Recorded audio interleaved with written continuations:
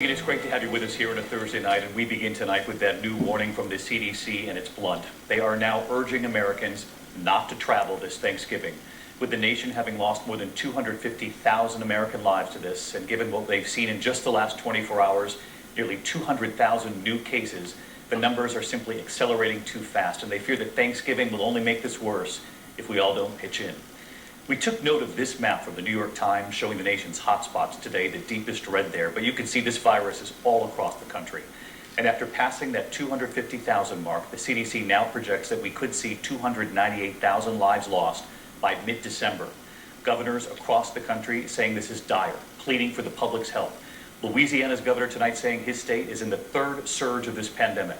Ohio's governor reporting hospitalizations are now at a critical state, the highest so far in this pandemic. New Hampshire imposing a statewide mask mandate, and California tonight with a new overnight curfew for much of that state. There's also news coming in tonight on a third vaccine showing promise as well, and Dr. Fauci in the White House briefing room for the first time in months late today. ABC's Whit Johnson leading us off here in New York. Tonight, the CDC is recommending against travel this Thanksgiving, as it now forecasts another 46,000 Americans could die by December 12th. A staggering potential toll of 300,000 people. A vaccine can't come soon enough. The White House Coronavirus Task Force briefing for the first time since July. Dr. Anthony Fauci touting the effectiveness of the Pfizer and Moderna vaccines and reassuring Americans they will be safe. So we need to put to rest any concept that this was rushed in an inappropriate way. This is really solid. The general in charge of distribution for Operation Warp Speed promising the vaccines, if approved, will be on the move immediately. I can look you in the face and say to you, EUA comes, 24 hours later, vaccines will be distributed out to the American people and be ready for administration. Hospitalizations are now climbing in all 50 states, nearly 80,000 patients, a new record. ICUs hit hard in South Dakota, where new cases have surged by 400% in the last 2 months, but still no statewide mask mandate. A lot of us are just tired of seeing the negative comments from the community, the lack of understanding of quite how serious this illness is. And tonight, about 100 of the country's biggest hospital groups out with a new ad, begging the public to do their part and wear a mask. Healthcare workers grinding through exhaustion 8 months into the pandemic. We know every day we come into work, it's going to be one of the worst days we've had. Ohio reaching critical hospitalization levels. California ordering a curfew in hard-hit counties between 10 p.m. and 5 a.m. Outside Oklahoma City, 13-year-old Devin Embry went from the football field to the ICU, now fighting for his life on oxygen. Devin was one of the ones who did not want to go back to school because he was so scared of it. He wanted to play football and he couldn't do it if he stayed at home. In Utah, retired music teacher Grover Wilhelmsen playing his beloved violin while on a breathing machine, lifting the spirits of hospital staff before becoming too ill and requiring sedation. It's just a remarkable scene, and Whit joins us now with Pfizer, the first. Increase in cancellations. So far, that's been outpaced by the number of new bookings. That could be a sign that many Americans plan to go ahead and travel for Thanksgiving anyway. Nora? Chris Van Cleve, thank you. COVID hospitalizations nationwide are up more than 100% in the last month. Rural hospitals in particular are at a tipping point. Nearly 20% of Americans rely on them. And tonight, CBS's Carter Evans takes us inside a hospital in Rupert, Idaho that's bracing for an onslaught of COVID patients. COVID is now ravaging rural America. Today, we got a first-hand look inside a small Idaho hospital, Minidoka Memorial, with just 17 beds and a staff overwhelmed. Super exhausting. You leave here tired. You might even start your shift out tired. This hospital doesn't have an ICU, but there are 3 beds now for COVID patients. This 85-year-old man is infected and struggling to speak. He's pretty weak, and that's one of the common symptoms for a lot of people. Large cities initially bore the brunt of the pandemic, and while COVID cases are increasing again, nowhere are they rising faster than rural areas. In Idaho, 1 out of every 4 COVID tests come back positive, but many here still refuse to wear masks. Everything you do is based on the mask and the disease, and it's wrong. When you see people not protecting themselves, what do you think? We know we probably will see them someday. The impact is being felt nationwide. It's relentless. It's day after day. It really takes a toll. A hospital in Topeka, Kansas, so overrun with COVID patients that some are being kept in hallways and waiting rooms until an ICU bed becomes available. The Mayo Clinic is now reporting more than 900 staff members infected with COVID just in the past 2 weeks. In Reno, Nevada, these beds are in a hospital parking garage. By tonight, as many as 40 COVID patients will be housed here. The toll is grim. 10 members of this Ohio family are infected with COVID. Deanna Gibson just buried her husband, Ben. He beat all these health battles, and then COVID killed him. Back in Idaho, the fear is that the worst is about to hit. Is there a possibility that all your beds could fill up? So I do see that's going to happen, yes. I do see it will fill up fast. Now, when they get a critical patient here, they already have to transfer them to other hospitals in the state. So what happens when those hospitals are full? Well, at that point, doctors will have to decide who gets a bed. And the chief medical officer at Idaho's biggest hospital tells me that could happen within 2 weeks. Nora? Carter Evans, thank you. And those who heal. Chip Reed, CBS News, Washington. And we are so grateful to all of our nurses and healthcare workers. We'll be right back. This portion of the CBS Evening News. Unprecedented pace of patients is higher than it's ever been. It's a reality this part of Texas has only seen in its nightmares. The ICU at Odessa Regional Medical Center in Odessa, Texas, is at its capacity with COVID-19 patients. You have an IS? I didn't like the way that I looked in the mirror. Excellent. If your financial situation has changed. Good. So your bid has the decor. Michael's, made by you. Absolute capacity, while patients here literally are fighting for their lives. We lost about 10 patients last week, and one of them had been on ventilator for about a month. The ones that are here now, on average, they've been on a vent for about a week or so. Denise Morning We're getting closer, okay? is an acute care nurse practitioner. There was only a few times in the summer where we were really pushed to the extreme, but now for the last few weeks, we're busting out of the seams. But she and everyone else remain at war with the virus, even as some patients begin to take a turn for the worse. When you first have to make that declaration, what is the first thing that goes through your mind? Please not another one. You know, it's a prayer. It's inevitable and we know it's going to happen, but the probability of it being a good outcome is very, very low. But most are able to fight it off. Look at you! And turn the corner. Ruben Romero is feeling better after 2 weeks in the hospital and says this isn't a game. I asked why. Me dijiste que este no es un juego. ¿Por qué? Porque esto es una cosa muy seria. Because this is really serious, he says. This virus is not for people to be playing with. It's very dangerous. It attacks your entire body. I'm living it, he says. And it's become life for so many in this part of the state. Hospital officials in Odessa say anywhere from 35 to 40% of the people getting tested are testing positive for COVID-19. They fear becoming what El Paso has become, mobile morgues for the dead, hundreds in the ICU amid record hospitalizations, and roughly 1 in every 24 people actively with COVID-19. It's required a regional coordination like never before. In a relatively short period of time, our hospitals have added over 600 beds. Wow. You give your time. The husband who looked up and saw exactly what he'd been waiting for. Dave and Janine Ketchadorian from Bethpage, New York, started feeling coronavirus symptoms within days of one another. They both had the virus, and 2 of their children had it too. Janine and the children slowly getting better, but David struggled. He was admitted to the hospital and fought the virus for 8 weeks without seeing his family. 8 weeks in, his wife, with antibodies, was allowed in to see him. In protective gear, her husband at first didn't realize it was his wife. And then he does. No way.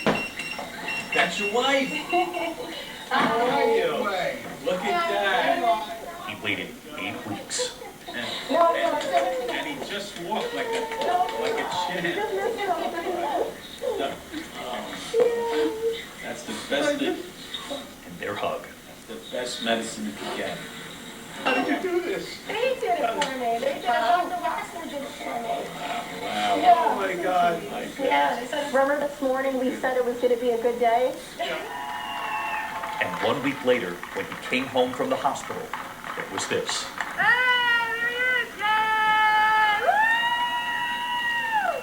The whole neighborhood, at a safe distance, welcomed him day home.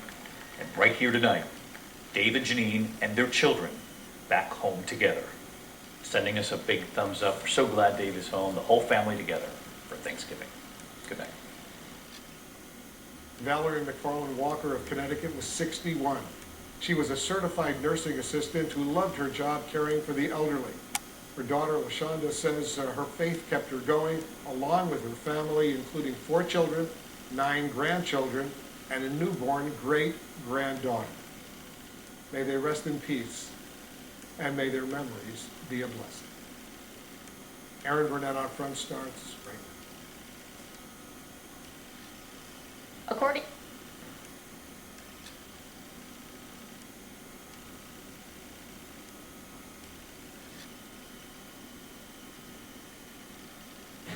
Tonight, President-elect Joe Biden blasting President Trump for challenging the election. As President Trump escalates his efforts to overturn his defeat, Biden calling him one of the most irresponsible presidents in American history. And the dueling messages on the pandemic. The White House task force holding its first briefing since July, but the president not taking part. And what Biden said about potential legal action of his own to force the president's hand.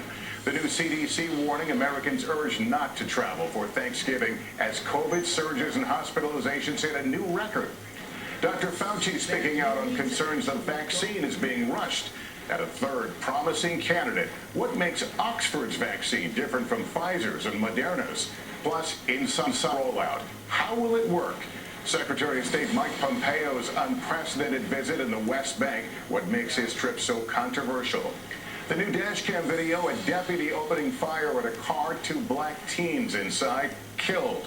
The family saying authorities made a deadly mistake. Deep cleaning surfaces, does it stop the spread of COVID-19? What the science now says.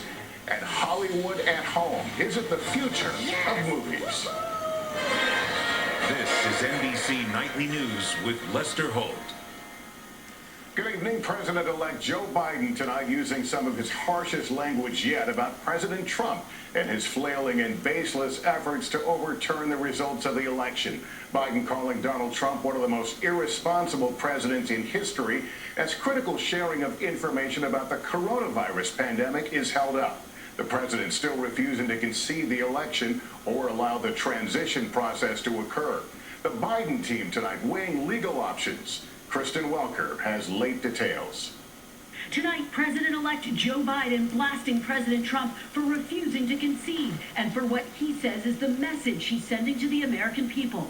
I think they're witnessing incredible irresponsibility. The president's decision not to assist the Biden transition, depriving Biden of critical briefings on national security and COVID. Tonight, Biden leaving open the possibility he may take legal action against the Trump administration, although leaning against it. My judgment is that we'll get further along by actually working with our Republican colleagues now. It's an open question. It could change. So you haven't ruled it out? You haven't ruled out legal action against the Trump administration, against the GSA?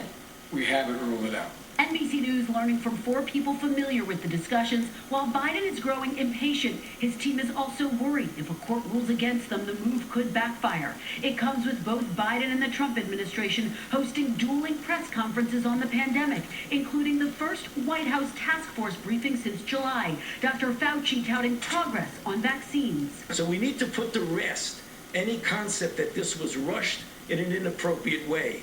This is really solid. Vice President Pence delivering this message from the president. Our task force, this administration, and our president does not support another national lockdown. And we do not support closing schools. Biden meeting today with a group of governors, with some already announcing new lockdown restrictions, including closing in-person schools. No national shutdown, because every region, every area, every community can be different. Meanwhile, the Trump legal team pressing ahead with challenges to the election. Rudy Giuliani today alleging an unproven conspiracy of voter fraud in big cities, despite secretaries of state saying there was no widespread fraud, and the Homeland Security Department declaring it the most secure election ever. Giuliani today declining to provide reporters any evidence to back up his allegations. So the answer is no. The answer is I can't do it because I can't put a witness's life in jeopardy. Meanwhile, this tonight from former President Obama to MSNBC.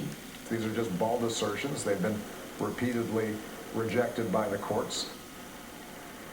President Trump has invited to the White House top Republican state lawmakers from Michigan as his campaign tries to overturn the results in that state where Biden leads by more than 150,000 votes. Lester. Kristen Welker tonight, thank you. And from the CDC this evening, an urgent plea for Americans to stay home this Thanksgiving as COVID infections overwhelm the healthcare system and test our instincts and our resolve at this perilous moment. Here's Miguel Almaguer.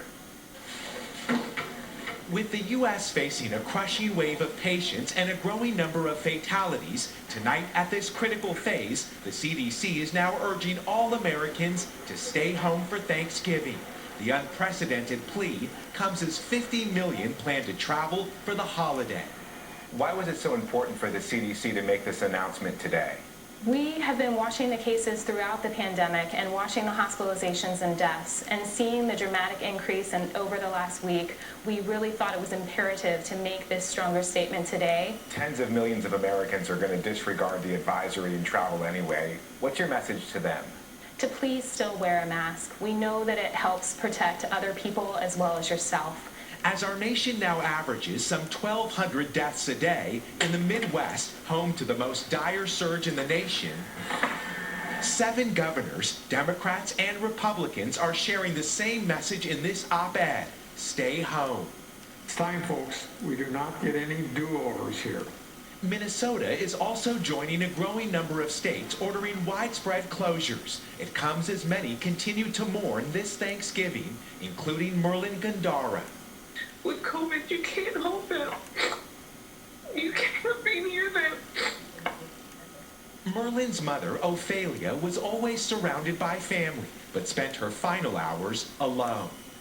You go in there thinking you're going to be okay, and at the end of the day, you're not. You're not. You come out of there in a box. In a box, because that's how we're going to get my mom. In a box.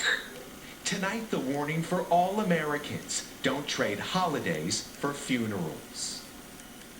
All right, Miguel joins me now. Miguel, this is going to require a lot of us really to take a deep breath here and think about what could be at stake if we don't put off those family plans. Yeah, Lester, the CDC says the risk is high because the numbers are through the roof. They've given their guidance, but this is a tough choice for many American families. My mom is a cancer survivor. She's within driving distance, but the risk is just too high. We're both going to play it safe and stay home. Yeah, a lot of families having that conversation tonight. Miguel, thanks.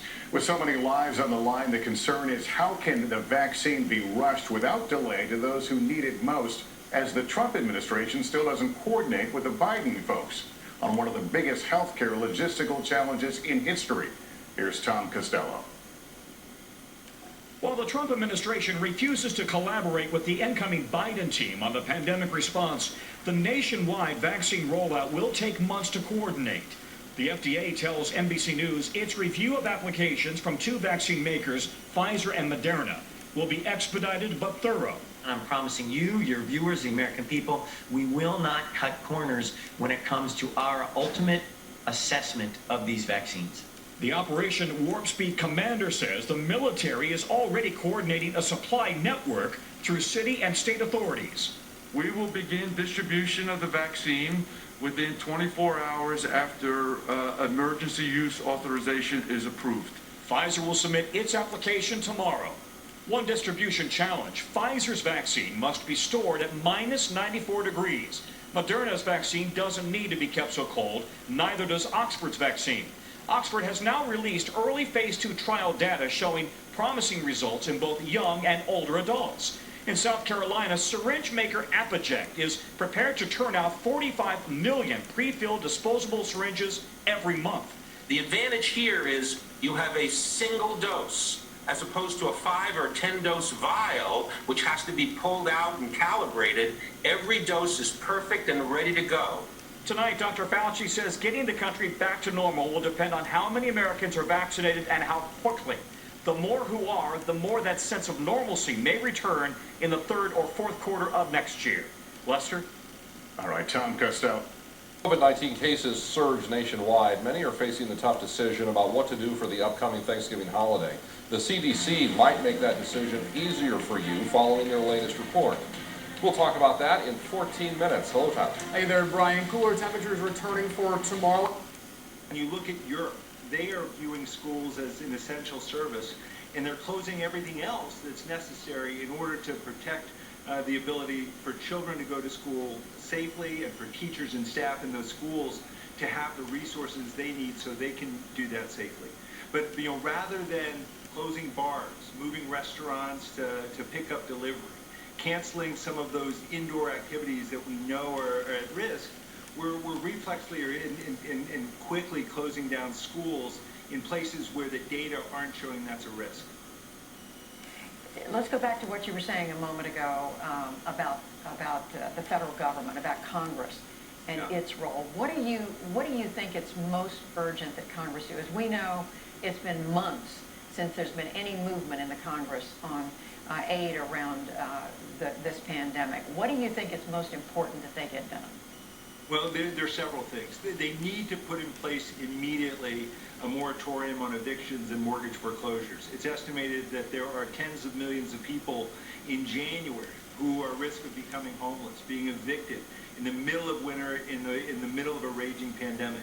They need to put money in people's pockets. We saw in the spring how valuable that was for people to meet their essential needs, but also to be able to stay home if they weren't feeling well and thought that they might have COVID.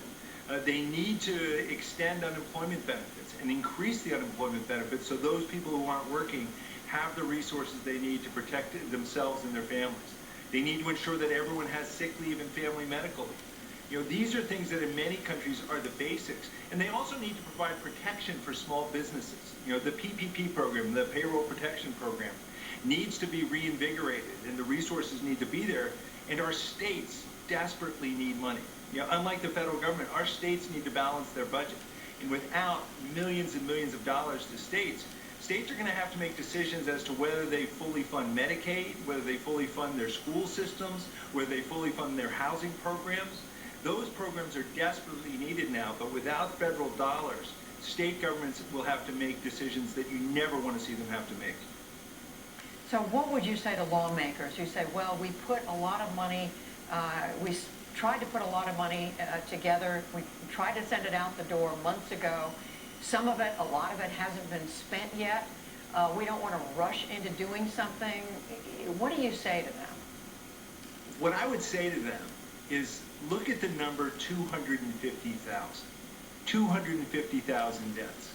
And recognize that by the end of the year, we could be talking about 300,000 deaths. And recognize that what you do right now could have a dramatic difference. I am so optimistic based on this vaccine news. If we can push through this winter and do all of these things and get through this winter to the other side, that's when we're going to start to be able to see, hopefully, vaccine at the levels where it could be able to have a real dramatic impact on this pandemic. But if Congress doesn't act now, we're going to be talking about horrific milestones every single month. And that just doesn't have to be, that's not what we want to see from our government. I hear you saying you're worried about what will happen before that vaccine is available to so many Americans and before we can fully open up. Dr. Rich Besser of the Robert Wood Johnson Foundation, we thank you. Thanks, Judy.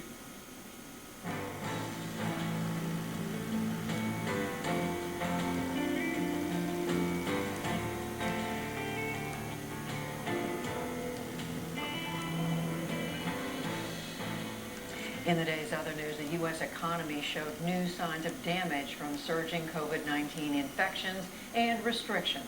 The Labor Department reported another 742,000 Americans file for unemployment benefits just last week. That was up about 30,000, and it marked the first increase in 5 weeks. South Dakota officials reporting 31 new COVID-19 related deaths. As of today, officials have reported 280 deaths since the beginning of this month. The state also announcing 1,071 additional cases earlier today, with nearly 2,400 new recoveries. With those new recoveries, the active case count dropped to under 18,000. Officials say nearly 2,300 people were tested, with nearly 47% of those individuals coming back positive.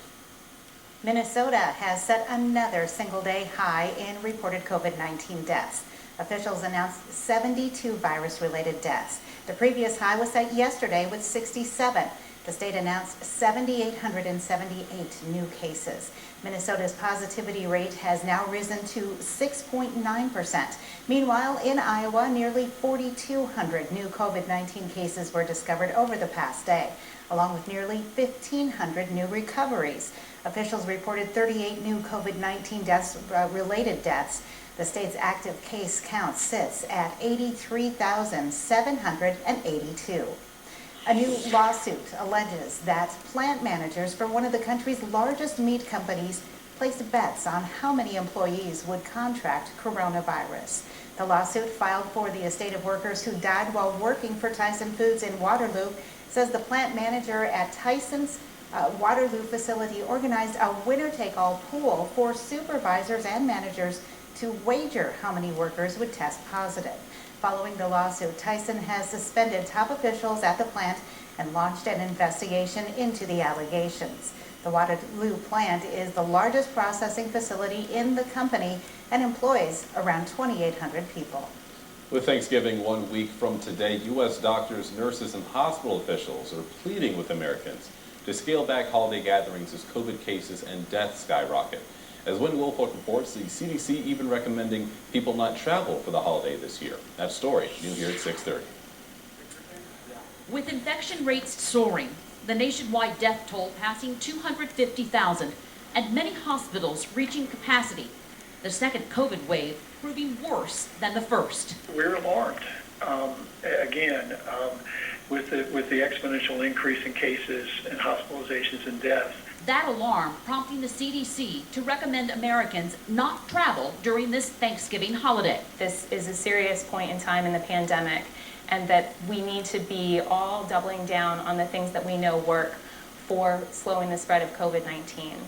In an open letter to the American people, 3 organizations representing healthcare workers, quote, strongly urge everyone throughout our country to celebrate responsibly in a scaled-back fashion that limits the virus's spread.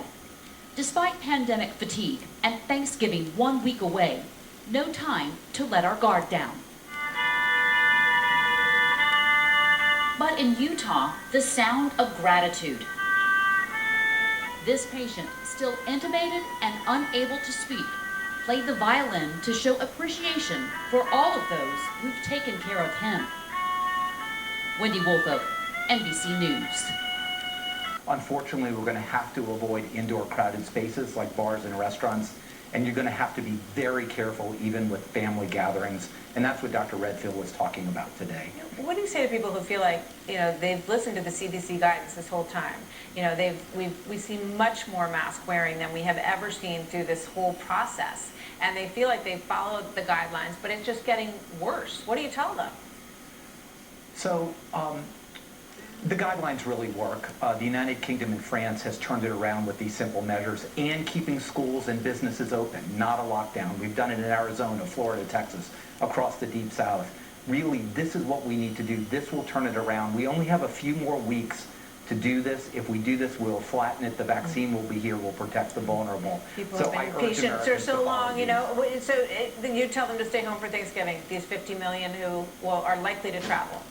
So I don't think the CDC said that. They recommended that the safest thing to do is to stay home, because there are risks in traveling in buses, trains, in airports. Sure. But if you are going to travel, There are some really good suggestions on how to be safer within your home, distancing, masking, hygiene, etc. Please look at the website. Very reasonable, very things. Make better choices. Admiral Jawar, thank you. Good to see you again, sir. Thanks for being here. Absolutely. Yes, ma'am. And also breaking tonight, Dr. Anthony Fauci urging Americans to remain vigilant, saying that a vaccine will be here, quote, soon.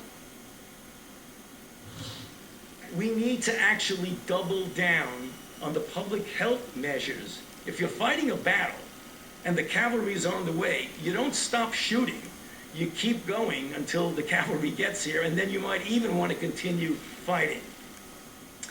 Fauci was speaking at the first coronavirus task force briefing since July, August, September, October, November. The first in the White House since Trump lost the election. 4 months since we've had one of those, as you have the 25% surge in deaths in just the past week. The president, though, was nowhere to be seen. More than 250,000 Americans have now lost their lives to coronavirus. Out front now, Dr. Jonathan Reiner, who advised the White House medical unit under President George W. Bush. Dr. Reiner, look, you hear people like Gary Cohn saying the big crisis here right now is this surge in the coronavirus, while the president, of course, is spending his time worried about other things. What is your reaction to what we heard from Dr. Fauci today? Wow, long overdue. The task force meetings before they were canceled months ago had devolved into just basically a long-winded recitation of, ventilators constructed and masks delivered. But what they always needed to be was the administration experts, Fauci and Birx, telling the public what they needed to do. And that's what we heard today. We heard an optimistic Tony Fauci telling the American public that help is on the way, but in order to get there, we need to wear masks, we need to social distance and avoid crowded places. So I love that. I love that. It was also interesting to me who wasn't there. Scott Atlas wasn't there. Scott Atlas was only there to parrot the administration's policies before the election, but now, gone. So, and Scott Atlas, of course, is the one who, said it was okay to not wear masks at the president's rallies, right? He's the one that really has been in the president's ear on this since he joined the task force. Right. Now, the CDC, to your point about, Dr. Fauci giving people a sense of what they can do, the CDC updated its guidelines today, urging Americans not to travel for Thanksgiving. It should seem obvious, but they actually had not formally done it. They say we've seen more than 1 million new cases in the U.S. over the past week. And of course, Admiral Jawar is talking right about the 25% surge in the past week in hospitalizations and deaths. But we're only a week away from Thanksgiving now. You had, United at one point saying they needed to have 1,400 more flights. AAA says you've got 50 million people planning on traveling across this country. They've already made their plans. Why did the CDC wait so long to tell people don't do it? Well, it's hard to ignore the possibility that there was a heavy political hand on the CDC, preventing them from making that kind of statement before the election. And that's when it really should have been made. Look, on the day of the election, we had about 80,000 cases. And the trend was clear. So we knew we were going over 100,000, 150,000 cases a day. The CDC could have said, don't travel on Thanksgiving then, but the administration, that's not the message the administration was trying to make. They were trying to say, we're rounding the corner. And if we're rounding the corner, well, you should be going to grandma's house for Thanksgiving, but that's not what we should be doing. People really should stay home. We'll have a great Thanksgiving next year. I am really optimistic about it. Thanksgiving is just a day on the calendar. We can make Thanksgiving any day we want, but we can't replace people that we care about. So let's protect the people we care about. Stay home this year. So President-elect Joe Biden today met with governors on coronavirus. So one of them was Gretchen Whitmer. She was on the show, but it was bipartisan. They were Democrats, they were Republicans in equal numbers. And Biden said they discussed a national mask mandate. He did make it clear there will not be a national shutdown, though. Here he is. I am not going to shut down the economy, period. I'm going to shut down the virus. That's what I'm going to shut down. So that's I'll ruled say out. it again. No national shutdown. No national shutdown. Okay, repeating it again and again, right? He wants to make it clear that was politics. What do you make of his strategy so far? I think it's smart. Let's get people to do what's easy first. And then, Biden and his team can help the governors have, in selected places, have them put in place harder measures. And we've seen governors have to do that. Shut down businesses, close restaurants, install curfews in places where the virus is really rampaging.